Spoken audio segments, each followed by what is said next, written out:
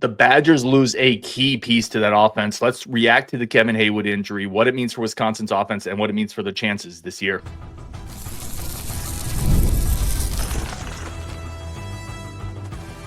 You are Locked On Badgers, your daily podcast on the Wisconsin Badgers. Part of the Locked On Podcast Network, your team every day. What is going on, Badger fans? Welcome to Locked On Badgers, your team every single day, part of the Locked On Podcast Network. I'm your host, Ryan Herrings. You got Rajeev over there. Again, thank you for all the everydayers that listen every day, making this your first listen. Today's episode brought to you by FanDuel. Right now, new customers get $250 in bonus bets if your first $5 bet wins. Today's episode, we are reacting to the Kevin Heywood injury news. Wisconsin loses their left tackle before fall camp even starts. Plus, the portal giveth and the portal taketh, and it sure tooketh. And then, is it worth getting excited about commitments anymore? We're going to talk about all that and touch on basketball portal additions with Rajeev. We got to start here, though, man. Kevin Heywood. Torn ACL, out for the year, and it's just a devastating blow. It stinks. It stinks for him. It stinks for the program. There's no replacing a Kevin Heywood. You don't find that in the portal. That's not in the too deep. This is a devastating blow, Rajeev. It just is what it is. It's killer, man, and it's killer for him. I feel so bad for Kevin Heywood. You know, we obviously have been huge fans of Kevin Heywood since he was first, announced as a target. I mean, we've loved this guy. And he's going to be great for us. And you know what? He's still going to be great for us. Take the year, rehab that injury. It's horrible. And it's one of the worst injuries in all of sports because you get it and you're done for a year and it's just a killer. I mean, this guy was poised for a breakout season, right? We've been talking about this offensive line and now we've sort of got some questions about the offensive line, which we're going to get into, but it's just it sucks for him, man. Like I hate this for him because he was our starting left tackle, and he was going to be a sophomore, true sophomore starting left tackle. And yeah, but I think that, look, he doesn't lose a year of eligibility, right? He's going to take the medical red shirt. He's going to hopefully rehab that thing. It's going to come back stronger than he was before, get in the weight room even more. Like he could really come back and push again to be the guy that we expect him to be, but just a killer blow for him. And I feel so bad for him and his family, man. Yeah, I that's where I want to start. I want to start with that because you focus so much on injuries, and it's normal for a fan because fans don't really know the players; they know the team. And you lose your left tackle, and what does it mean for the year? Kevin Heywood is losing a starting opportunity at a Big Ten team. There's just you work so hard. These athletes work so hard to get these points. Think of the games he's not going to play in this year, right? You lose that opportunity to play Ohio State, Oregon, and those opportunities can still come. But this schedule, we've talked about it. He was going to play in Bryant-Denny Stadium in front of 90,000 people against Alabama. Those are just things that you can't get back, and it's crushing for him. I feel gutted for him. I feel gutted for just the lost opportunity of it. And you're right, rehab, come back the next year. The ceiling is still incredibly high with Kevin Heywood because of his physical skill set, because of the way he attacks the game, but it's a massive blow for him. And then on the football field, Rajeev, this is the spot where Wisconsin does not have a lot of depth. This is one of the more shallow positions with established depth on the team. It hits in so many ways. Let's talk a little bit about what might be the answer. And I want to start with, is the answer the portal for the Badgers here? The one thing about the portal that I hate is that there even is a portal right now, right? I mean, that opens tomorrow. I hate that. But it's going to come in handy for us. And yeah, I do think we probably we do need to hit the portal because look, it's so funny how one guy changes so much, right? Like the offensive line was a clear strength. Whatever show we've ever talked about it on in this offseason already, we've mentioned the offensive line as something that really could be a strong suit. And then all of a sudden you're like, oh man, you lose your left tackle. Now who's coming in at left tackle? Does that mean Leighton Nelson goes over there? Does that mean Mandel might make a move? Or does that mean it's going to be, there's so many options that we just don't know. And then where's the depth behind that person, right? So then it's really one guy. And of course, it's the most important position on that line. Maybe the center and left tackle. Those are the two most important ones. And that's key. But yeah, man, I think you got to go to the portal. I think that similar to the way we've lost guys and they just entered the portal that, we're going to talk about in our next segment. We got to go out there and find someone who maybe didn't feel like it was the right fit at whatever school they may have transferred to, or they're after their kind of post spring practices. And I don't think we can do it with our depth. We have certainly a lot of youth on the team that can make that happen, but you need at the line, you need someone that's got that establishment. And maybe it's just backing up Leighton Nelson at this point, but you still got to have someone there. Yeah, I think the portal for a depth piece makes a ton of sense. Here's the thing. You're not going to find a starting left tackle in the portal very easily because every team wants a starting left tackle, which is why this injury is so difficult to replace. If you're looking for that guy, you better start drinking a lot of varsity because that's what it's going to take. And I'm doing my part. I hope everyone else is, but I think the main answer is internally. I think you go to the portal for depth. I think you can get another swing tackle, maybe another guy like Leighton Nelson, who came in last year, who obviously he got hurt and he's back. Thank goodness he's back. You get a guy like that who can be a swing tackle, who can provide depth, who has some veteran experience, who you can put under fire, and he's not going to crumble on a road game. But again, there's no one-for-one replacement for this. This is a spot where you're going to be worse, period, this year. It just is what it is. There's no answer that makes you equal here. I do wonder if maybe you kick Brunner out. Brunner was a tackle kind of coming out of high school, 4-star guy. He's more experienced. And then you let a younger guy like Mandel be a guard, which is a little mentally less taxing, I think. I think he's maybe more suited there. Maybe that's something happened. My phone just beeped. Maybe it's somebody going in the portal at tough tackle. Nope, nothing there.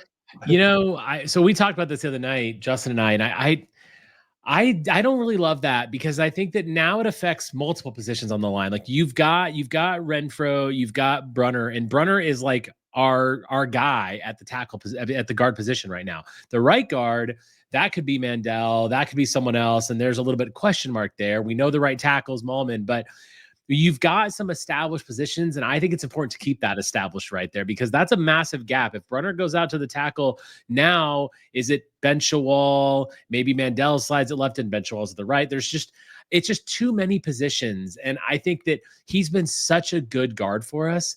You move him over to tackle. I don't know. I just feel like, look, listen, if Blazek thinks that's right, then I'm all for it. But I'm a little concerned about that. I think you got to just deal with the tackle position, and depends on who you get in the portal, right? Maybe if you can't get anybody, certainly if Leighton Nelson gets hurt, then you're going to have a real problem. But if Nelson can start there, and then Brunner is an established guard working next to an established center, I think that does make it a little bit easier. I don't love all the full shuffling because then it's like, are you really great at any of the positions then? Yeah, no, it's a super fair point, and it's something I've thought of too. It might just come down to who's the best five. Right, if Kerry Gadonko, for example, you think that's one of your best five, he's a guard, period. Mm-hmm. In that case, you may need to make a shift and shift somebody over. But, you hit on something I think is important too. If there's any silver lining here, it's that it happened early. Blazek has time to at least shuffle the Lego pieces, right? He has at least time to figure out, okay, we're not fixing this necessarily. I shouldn't say that. The season's not over. We're not replacing Haywood necessarily, but what's the best combination? And he has the rest of spring, all of summer, and all of fall to figure that out. So if there is a silver lining in the portal. And a portal. That's what I mean. It's literally like it couldn't have happened at you hate to say this, but it couldn't happen at a better time. Agreed. And also, to be fair, it's also that can be said for Haywood as well. Like he'll come back and he'll be ready for next spring. So he has an entire spring to get through to really build up to the following fall. So it really is the best time if it's going to happen. By the way, I know you don't like the portal because we talked a little before the show and we're about to talk about the portal. What if the portal delivers our left tackle replacement? Then do you still hate it? But as you said, we're not getting a starting left tackle in the portal. No, we aren't. We are not. Especially we aren't. Right? There are some schools that could. We are not that school. Yeah, unfortunately, that's true, man. We're gonna let's pause there again. There's nothing good with this, right? Like these are not fun shows to do when you talk about one of the players that you've talked about a lot that you've been excited to see, who's now just going to miss the season, and that's football. Football is attrition. I think you hit on the other scary part of this is that was already a spot without a ton of depth. What if you lose another guy or two, which happens? It happens to teams. They lose a couple linemen. I think that right there is why you got to go to the portal. In my opinion, you have to just bring in another depth piece that you can trust to play this year. Yeah, I mean, we need it. And I'm you look at this list and there's so many young guys on this team, but O-line is not really the place where you can just bring on a freshman because there's not a Kevin Heywood on this team, right? Kevin Heywood could have come in last year and he did at times. We don't have that on this roster, right? One of these freshmen is going to come in and play left tackle. So you got to build. 100%. All right, we're going to take a break there. And as we mentioned, the portal giveth and it sure taketh a couple of guys that we were excited about heading to the portal. Let's talk about Koziol. Let's talk about Hamper. That's coming up next on Locked On Badgers. But first, a quick second for our friends of the show over at Upwork. Scaling your business, it requires expertise, and it requires the right time. With Upwork, you can find specialized freelancers in marketing, development, design, and more. Experts ready to help you take your business to the next level. Upwork gives businesses flexibility. It connects them to top freelance talent, which is everywhere across multiple industries: IT, AI, web development, marketing. You're not going to be good at everything unless you're Rajeev. All the rest of us mere mortals, we got to struggle along in life and finding little niches we have value in. Upwork helps you find those other people that are great at their niches, bring it all together to help, like a balloon, just raise your enterprise, your business up. Finding the right talent helps everything. If you need help with a marketing campaign, Upwork can help you connect with a freelance expert who delivers incredible results, cost-effective growth. You don't have to hire full-time people and train them. That stuff is already there. The workforce is there. This just helps you find that workforce. Visit Upwork.com right now. Post your job for free. That's UPWORK.com, Upwork.com, to connect to top talent and grow your business today. All right, Rajeev, let's talk a little bit about one of our favorite portal guys. I think might have been your favorite portal guy, Tanner Koziol, coming in. 100%. I mean, it's just a killer, man. So obviously Tanner Koziol entering the portal, that's just horrible news. He brought in 94 catches last year. We were talking about how exciting it was going to be to put him in Grimes' offense, and someone that with that kind of production, coupling him with the receivers that were already talked about with, of course, Vinny Anthony and Tresh Kakahuna and these guys. And it's like, and Mark Hamper, and we lose him. I don't know why. And let me tell you something. This really annoys me. Like, I get that we benefit from the portal just as much as other teams. My issue isn't the portal. My issue is a spring portal. Why? We have a portal at the portal opens in December. That's a great time. Season ended. Leave if you want to leave. You have a right to go play elsewhere. That's all good. Man, spring football is here. So you have the spring through December. That should be your team. Like when you start spring practice, you shouldn't have the risk of losing a guy at the end. Now, again, we're going to go out and probably try to get people from the portal, but you shouldn't be able to do that in the first place. I just think the system is stupid. I'm really getting to my limit about college football and college sports and the NIL world and transfer portals and rev share and all this stuff. Like we knew this was coming. We knew that it was going to be like this crazy mess until it finally had framework. We need to get that framework and get it now. I'm really annoyed by this. And so that's that piece of it. Now, the Tanner Koziol itself, like my view on this, and I was talking on Discord before the show too, like ultimately, I'm really proud of what Grimes is doing here. And I'm really proud of the way that we're growing as a unit. If you don't want to be here, don't be here. Like we need the guys that are mentally locked in and that want to play for this school and want to believe in what Fickell's doing and take Grimes and take this offense to the next level. And if that's not Tanner Koziol, then he can go play at a MAC school or wherever he's going to go. That's fine. But good riddance. That's all I'll say. Like, I don't want anyone here who doesn't want to be here. I hate the system, but I want the guys who want to be here. But it's still a body blow. To lose that kind of production is a massive blow. Yeah, that's all really well said. There's a couple ways I want to attack this. The first is, this isn't a win for Wisconsin. In some areas, it's been framed as he didn't want to be here. And by the way, let's just put it out there. That is basically kind of the reporting that's been out there to some degree. It's talked around it a little bit, but it's been put out there that, he got here maybe a little bit. Jump in competition has made him a little uncomfortable. Maybe he's more comfortable as a bigger fish in a smaller pond. But Wisconsin still invested time and resources into this spot because they needed an upgrade at the tight end position. So losing him now is not a win. Like, that doesn't mean you hold on to him either, but that means an offseason where you tried to upgrade a position that you needed to upgrade in, you ultimately didn't. And that's a loss for Wisconsin because you lost those resources put into it, and you lost the potential production there, and you also lost out on someone else you could have gotten because you went and got a Kosel. This is not a good thing. I do agree with you though. If you don't want to be here, don't be here. Because if he's quitting or if he's having second thoughts in spring, bro, what is he gonna do when he's lined up against an Alabama defensive end? What is he gonna do when he's lined up against Iowa? Right? You don't want that guy holding the rope. So good. You're done. Go away.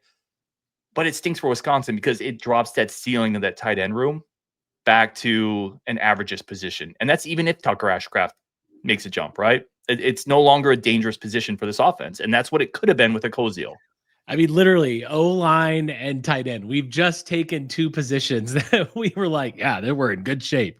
To now all of a sudden there's question marks. And yeah, like the seal, you're right. It dropped the ceiling. No doubt about that. Like, that's huge because Koziol was an NFL guy. We were thinking he's going to play at Wisconsin for a year. He's going to get drafted in the first 3-4 rounds in the draft. He's going to be a great, impactful tight end on Sunday. He probably still will be.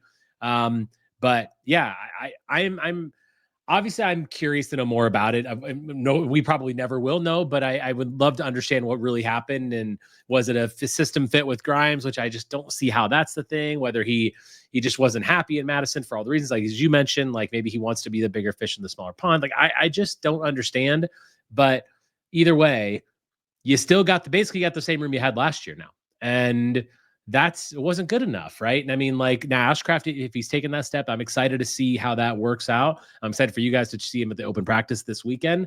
But the room is kind of left a little bare. I will say Grant Steck has also been showing up pretty well. We also have Nazai Davis, who's not here yet, but he's coming in the fall. So there maybe one of those guys can really be the guy that steps up and takes it, Jackson Aker, but it's a body blow in however you cut it up. And I mean, do you think we go out and replace him at this point? You kind of have to now, right? I think you go back in the portal with another depth. Like as we mentioned with Haywood, it's more of a depth piece. You're not getting your starting tight end now, unless. But then again, a Koziol came in the portal, right? So theoretically, someone else who has that kind of production, not that kind of production, because he was one of the top transfers in the country. But you could theoretically get a starter, a similar situation. Someone maybe didn't like where they were and they want a new challenge. Yeah, I think you go.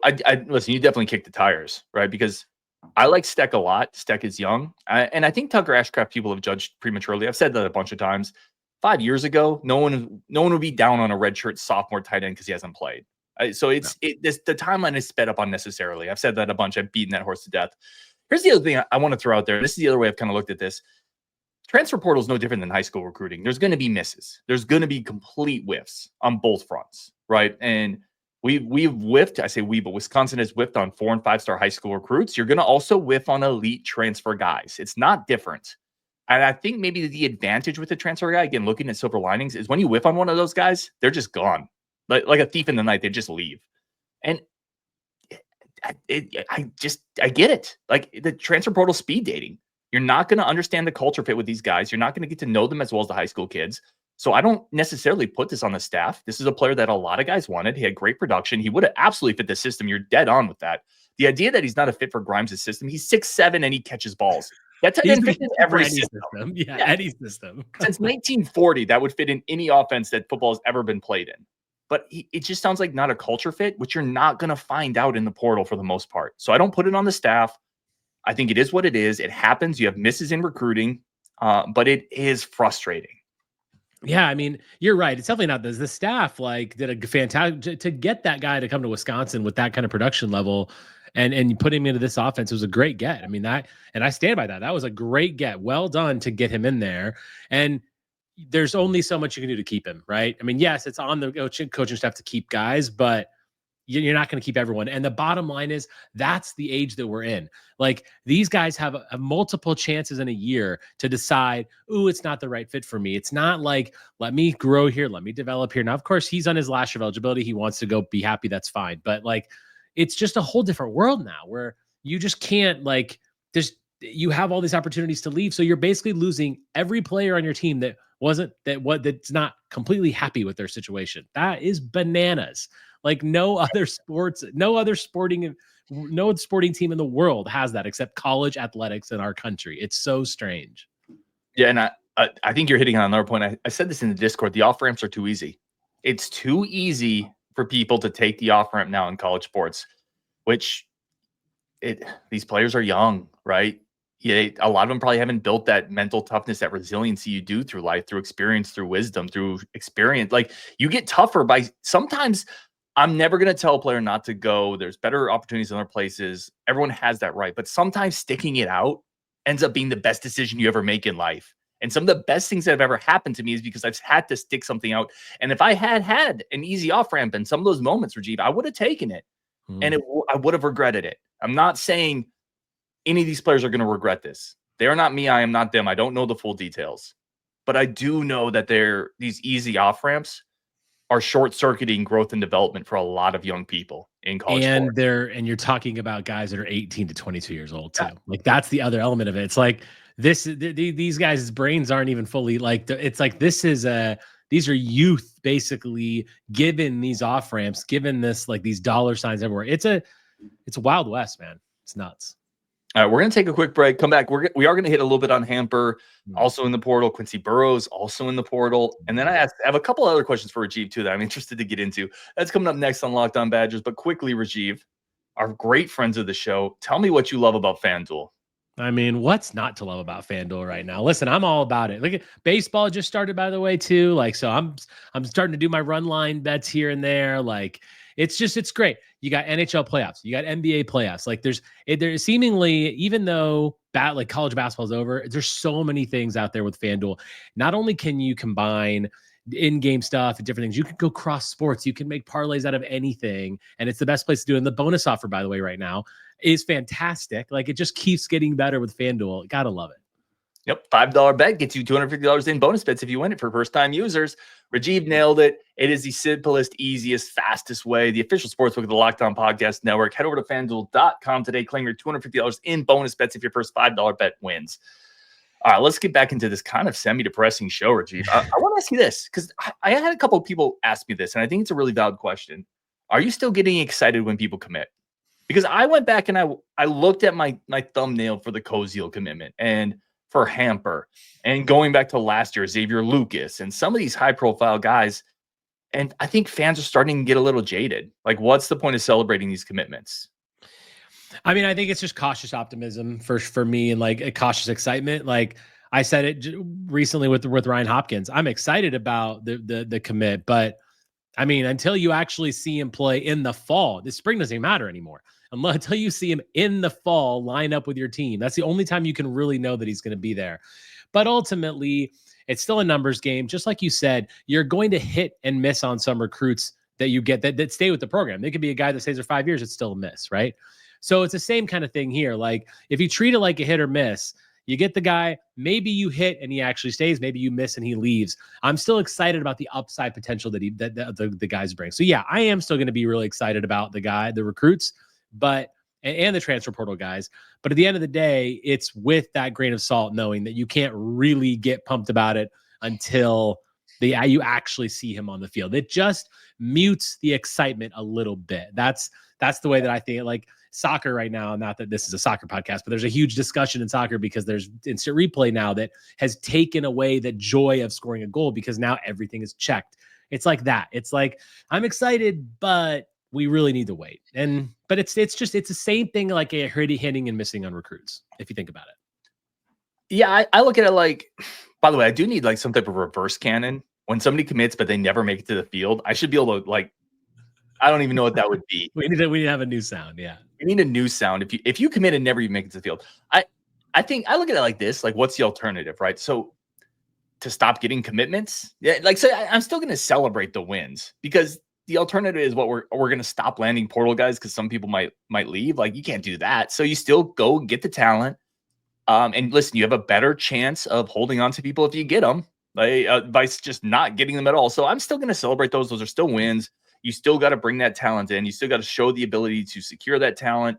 Keeping it's another battle, but you can't keep it unless you get it. So I'm still going to celebrate those. I still think those are important things because that's the pipeline for the program. But I do understand where some fans are become more jaded with it. And I do understand where some fans have taken more of an approach of, I don't care until I see you in Madison. I think that's a fair take if people want to go there. For sure. And I think that it brings up, of course, the bigger topic of, like I mentioned earlier, let's fix the system. Like, I saw a graphic today of this is now like the ninth place that AJ Storr has been in like 9 years. Like, the guy's going to Ole Miss or something like that. Like, stop it. There has to be some framework. Maybe you can transfer a certain number of times. You should definitely only be able to do it once a year. There's just like, we've got to make this, because we are going down it's a very slippery slope, and college sports is predicated now on how much money it can make. It always has been, but now it's really focused on that. Well, you're going to start honestly losing viewership if you don't fix the framework of what this is. Because at the end of the day, if you want to turn it into a pro sport, turn it into a pro sport. Have contracts, have proper framework, have rules. Because, I mean, you can't just transfer in the NFL. You can't just like, oh, I'm done, I'm going to go play for the Super Bowl champions. You can't do that. that's fine. So like they get paid. Now these guys get paid. Like fix this system and make it work. It's not like we don't have a blueprint for it. There's pro sports everywhere. You can have a blueprint. You can tailor it. There's very intelligent people in the NCAA and all these presidents and everything. Figure it out, because college sports is going to take a hit very soon if this continues. And it's depressing for us to talk about these players that we're losing, but we've got to fix it, man. I'm telling you, this is really, really close to breaking down. I'm going to be depressed until we get the next left tackle in the portal. Then it's going to be exciting again, Rajeev. Then I'm going to love the system. Then we're going to be like, yes, the portal. Yes, let's go. I totally hear you. I want to shift gears a little bit because I do want to talk about this and I think we should do a deeper show on this. But you and I on air haven't had a chance to talk about basketball, portal, additions. Speaking of the portal, sorry, I didn't even try to lace that in there. But the Badgers did really good. I think they've crushed up to this point what they've needed to do. What are your thoughts? I want to turn over to you because I've talked a lot on this show. Mm-hmm. How did the Badgers do in the portal in your eyes? Yeah, it was interesting because a lot of this stuff happened while I was gone. I was in Europe for 10 days, and a lot of stuff was hitting up. I think the Badgers did great in the portal. Look, Nick Boyd, I've talked about him. He's fantastic. I do think that ultimately they went out and they got the needs that they had. They had to get, Rap is a guy that brings you something. Is it Road or Roadie? Is it Road? Roadie. Okay, so Roadie obviously brings that. There's a lot of skill there. I think they've done really well. I've seen rankings showing them as the top Big Ten team in the portal so far. Ultimately, though, we can't be done, and we still need to do a little bit more before next season starts, because losing Amos, of course, now you've got less front court depth. I still think we need another 5. I still think we could use another wing potentially, but I'm happy with it. I'm really happy with it, but I don't really think we can be finished yet. But the pieces that you brought in, you can definitely see how they can fit together, right? And if Blackwell, who is testing NBA waters, comes back, which is we expect, which is fine, I think we'll have a good team, right? Boyd and Blackwell, that could be the Big Ten's best backcourt for sure. It could be. And Winter, obviously, we know if he takes another step, but outside of that, there's still some question marks there about how this team can really do. All things considered, though, we're not a big money spending team. We don't have that. We know that. And we're not going to go out and get the top guys. For what we could have done, I think we did very well. Let me ask you this, and I don't even need you to answer yes or no completely, but could I make the argument that this year's team, let's make some hypotheticals here. Boyd comes in, he's a point guard. He basically replaces Klesman. I think that's an upgrade. I think it's, to me, no shade with Klesman. I think that's an upgrade.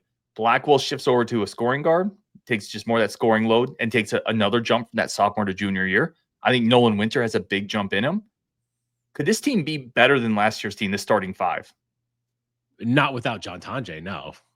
Okay. I mean, no. I don't think so, because now look, I mean, Rapper Roadie could come out and just be incredible, but man. I mean, given now, going into last year, I might have said that if you compare how I felt going into last year and how I go into the next year, maybe, but with the production that Tonje produced last year, I don't think we found him in the portal. I think Nick Boyd is definitely an upgrade for sure.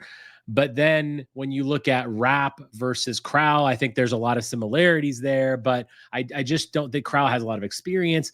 I don't think there's an upgrade other than when you look at Boyd. So here's where I would frame it. I think from Klesman to Boyd, I think it's an upgrade. Blackwell sophomore to junior, where he's just focusing on being a scorer, I think you've upgraded that spot. I think Winter from sophomore to junior is a better player, right? I think he has a chance to take a big jump, actually. I think you can argue you've upgraded 3 of the 5 positions. Let me ask you this about Winter, though. Where do you think he plays? I mean, he's probably going to end up being a 5. Do you think we're really going to get the best out of him if we don't have another 5 that comes in? That's my concern about Winter taking that jump.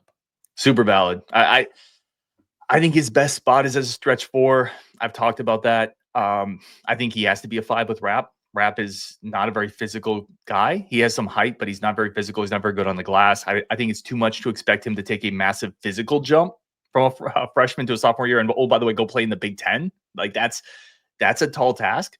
I will say, I think Winter is a 7-foot, 235-pound guy.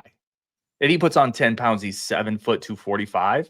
It's actually not that undersized for a 5. If we're being kind of honest and looking around the Big Ten, there's not many teams that are going to trot out a 7 foot, 260-pound post guy. So I think Winter can survive, and Winter will give some other opposing five some trouble with his athleticism and his spacing ability. But it's a super valid point, and I do think Winter ideally is a stretch 4, and then you have a Krell next to him. I think that's a really, really valid point. Because I think you could look at it and say that we've regressed at the 5 position, going from Krell to Winter, not because Winter's a bad player, but because Winter is not a 5, right? In my opinion. Therefore, you've gotten better at the 1 and 2, but 3, 4, and 5 are now all of a sudden going a bit backwards. That's kind of where I feel like I'm hesitant to say now.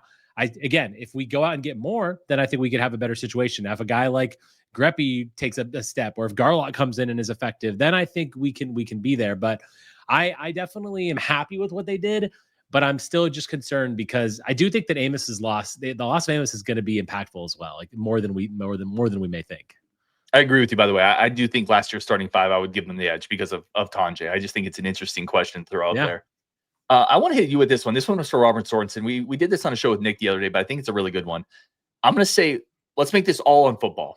If you're making a $100 bet, a $50 bet, and a $10 bet on this football team, where are you putting those bets? All right. Well, so the $10 bet, since it's a low amount of money, I'm going to put it on the fact that we're going to make the playoff, just because why wouldn't I bet $10 on that? Because not that it's going to happen, but there's that. $50 bet, I'm saying we're going to a bowl game. That's it that I would put $50 on. I'm skeptical, obviously. I mean, Vegas's line is 5.5. I think that's a really good line.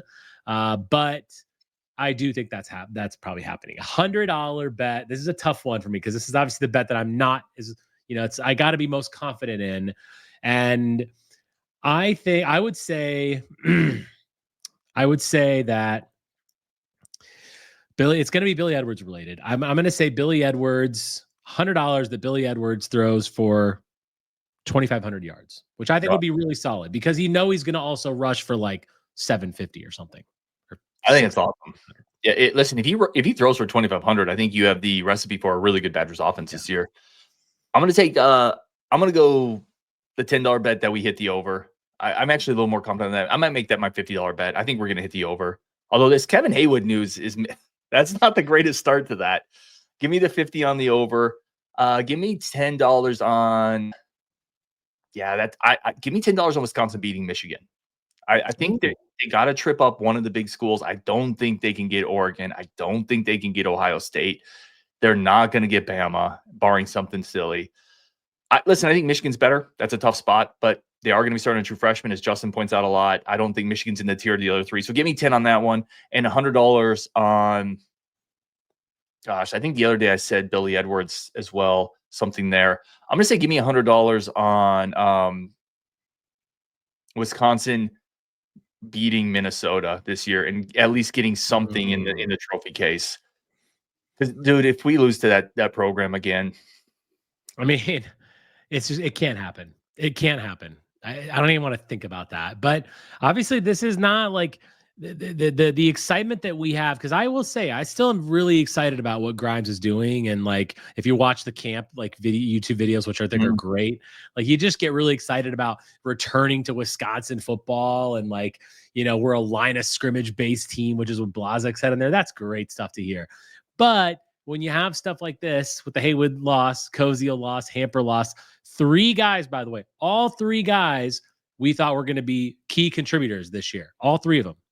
And then Burrows. I mean, so you definitely have some concern. We need to go out and replace them. How do we do that? But I think the core of the team, the base of the team, the foundation of the team is going to be much better than it has been in the last couple of years. And that I'm still confident on, which is why I'm happy to make a $50 bet that we make a bowl game, because I agree with you.